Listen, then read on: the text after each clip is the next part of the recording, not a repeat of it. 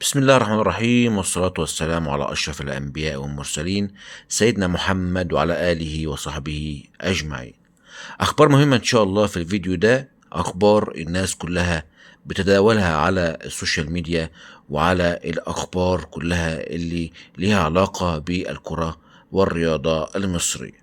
من أهم الأخبار اللي ليها علاقة بالنادي الزمالك وأهم مدافعين نادي الزمالك، واللي هو حسام عبد المجيد. حسام عبد المجيد طبعا زي ما احنا عارفين ان نادي الزمالك بادر في تجديد عقد حسام عبد المجيد، وبادر في ان هو إدارة نادي الزمالك تعقد جلسة مع حسام عبد المجيد عشان يقعدوا معاه ويتفقوا على العقد الجديد اللي المفروض هو هينتهي في صيف 2027. ولكن الجهاز الفني او إدارة نادي الزمالك عايزة تنجز بسرعة وتخلص في موضوع تجديد عقد حسام عبد المجيد، لأن حسام عبد المجيد من أفضل المدافعين اللي موجودين حاليا في نادي الزمالك. طلب إيه بقى؟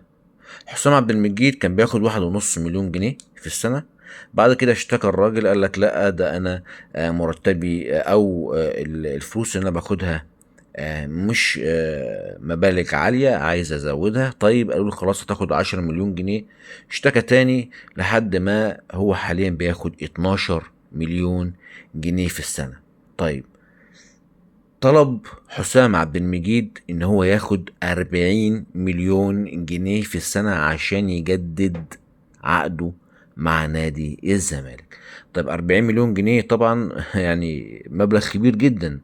يعني لو نفتكر ان زيزو قبل ما يمشي قال لك انا عايز 80 مليون جنيه، عايز 80 مليون جنيه يا الا انا همشي. قالوا لا مفيش فلوس حاليا، قال لك خلاص انا همشي، وراح جدد معاه او مضى مع النادي الاهلي بعد ما عقده انتهى مع نادي الزمالك.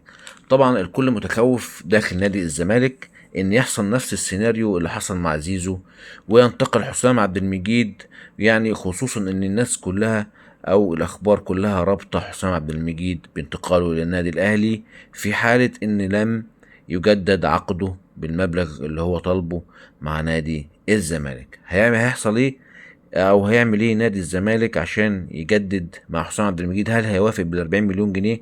خاصة ان نادي الزمالك دخل في موضوع ان ارض اكتوبر اتسحبت منه، وفي مشاكل كتيرة جدا وممكن يخسر مبالغ ضخمة، وكمان في تحقيقات مع إدارة نادي الزمالك. فنادي الزمالك الصراحة داخل في موال ومواضيع كبيرة جدا، فمبلغ 40 مليون جنيه حاليا مش متاح في نادي الزمالك عشان يدوه للاعب خلال سنة واحدة. يعني فده كان كل حاجة بخصوص جلسة حسام عبد المجيد مع إدارة نادي الزمالك، وده كان الرقم اللي طلبه حسام عبد المجيد عشان يجدد عقده مع نادي الزمالك. طيب نخش في حاجة تانية بقى، ومقارنة الصراحة الناس كلها بتتكلم عنها حتى في السوشيال ميديا وفي الإعلام. ناس إعلاميين كبار بيتسألوا السؤال ده وبيتكلموا عن مقارنة خوان ألفينا اللاعب الجديد لنادي الزمالك، وكمان بيقارنوه بزيزو لاعب نادي الأهلي ولاعب نادي الزمالك سابقا. طيب ليه نادي الزمالك او جمهور نادي الزمالك بيقارن خوان ألفينا بزيزو؟ طبعا عشاق نادي الزمالك او جمهور نادي الزمالك متضايق جدا ان زيزو ساب النادي ومشي.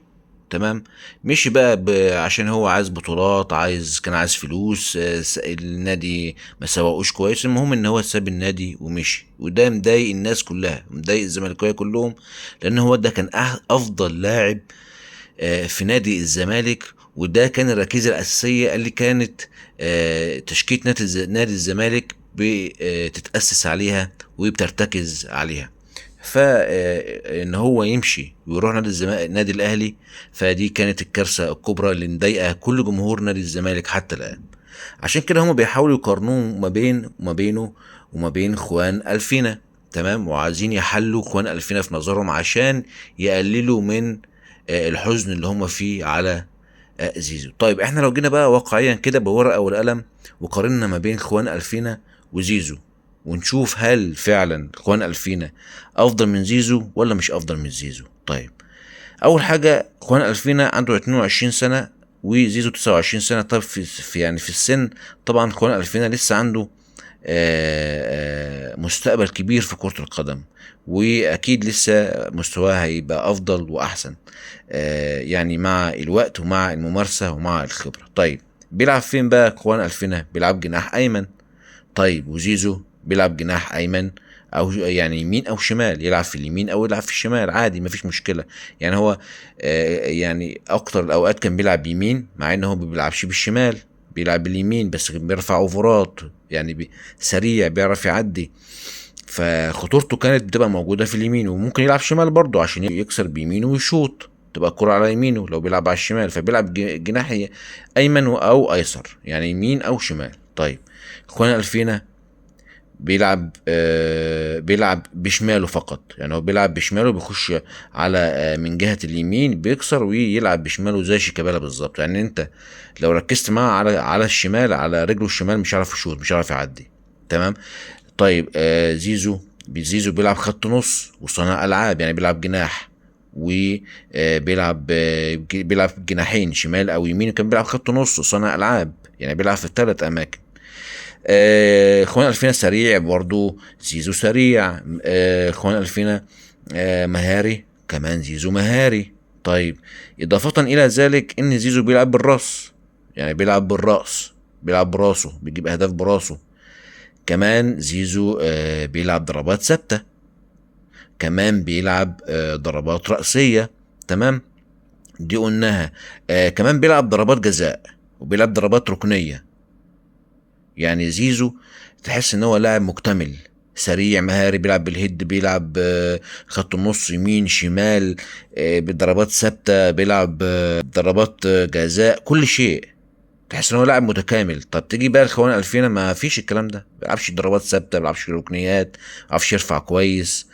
كل اللي بيعمله ان هو بيكسر يشوط بشماله بس.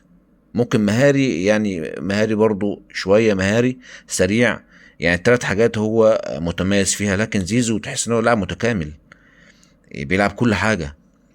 فانت لو جيت قارنت اللاعب خوان الفينا بزيزو، لا كفة زيزو طبعا تكسب بكتير، يعني بكتير. نيجي بعد كده ياسين مرعي مدافع النادي الاهلي. طبعا احنا عارفين ان هو كان مصاب، ولكن الاصابه ان شاء الله يعني بتتحسن افضل بكتير من الاول. من اللي ممكن ان احنا نشوفه في تدريب النادي الاهلي يوم الجمعه ان شاء الله مساء، في تدريبات مساء الجمعه ان شاء الله. ان شاء الله يعني نتمنى ان هو يكون جاهز لمباراه 30 اغسطس بتاعه ان شاء الله بيراميدز، ولكن هو اكيد 100% هيغيب عن مباراه المحله. مروان عطية ان شاء الله هيغيب عن مباراة المحلة وبيراميدز الاثنين، مش هيلعب المحلة وبيراميدز، وهيغيب عن مباراتي منتخب مصر مع اثيوبيا وبوركينا فاسو 5 سبتمبر و9 سبتمبر في تصفيات كأس العالم. يعني كده تقريبا هيغيب مروان عطية 20 يوم بإذن الله. ربنا يرجعه ان شاء الله للملاعب بسرعة، وألف سلامة على مروان عطية. الإجابات أمام المحلة إن شاء الله. المباراة القادمة للنادي الأهلي يوم 25، إمام عاشور ومروان عطية وياسر إبراهيم وياسين مرعي ومحمد شكري ومحمد هاني. الخمسة دول مش هيلعبوا مباراة المحلة. إن شاء الله محمد الشناوي هيلعب. الراجل بعد وفاة والده ربنا يرحمه يا رب ويغفر له صمم ان هو يتدرب لوحده فترة، وبعد كده ان شاء الله هيقدر ان هو يلعب مباراة المحلة القادمة يوم 25، واصر على كده. هو اصر ان هو يلعب يوم 25 مع المحلة، مع ان الادارة او ادارة النادي الاهلي والجهاز الفني قال له ريح، معاك الضوء الاخضر، تغيب زي ما انت عايز طبعا عشان وفاة والده. ولكن هو صمم ان هو يرجع للتدريبات ويشارك في المباراة القادمة ان شاء الله امام المحلة. بالتوفيق ان شاء الله النادي الاهلي، ويستنونا في فيديو قادم باذن الله مليء بالاخبار المشوقة جدا والهامة. اشوفكم في فيديو قادم، والسلام عليكم ورحمة الله.